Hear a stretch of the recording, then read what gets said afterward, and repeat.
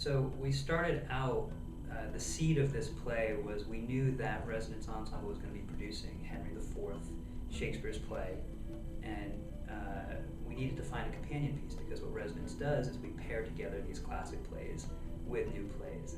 And what I found most compelling about Stephen's play was he had written a modern play that takes place in Shakespeare's time, and what we're doing with Henry IV was creating a Shakespeare play that takes place in modern times. So it was a wonderful contrast. It was a wonderful way to put these two plays together.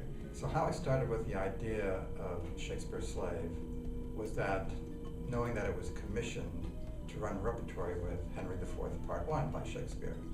So I thought a good place to begin would be Shakespeare working on Henry IV.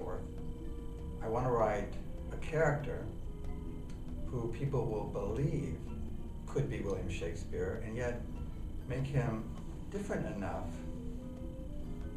that he's interesting, that he's not the kind of conventional wisdom.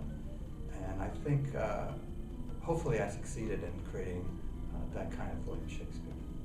The title is Shakespeare Slave, and the meaning is kind of ironic. The slave is Grace.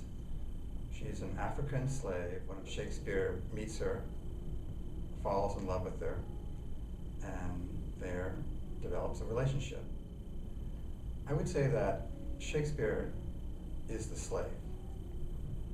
He's a slave to his fears, his doubts, his guilt, and what he has to do is somehow free himself from all those things that are enslaving him. Both plays are about a main character who is struggling to become the man that he is destined to be, that the audience knows he's destined to be. We know in Henry IV that Hal is destined to become the next king, to become Henry V. We know in Shakespeare Slave that Shakespeare is destined to become what most people consider to be one of the greatest artists in history.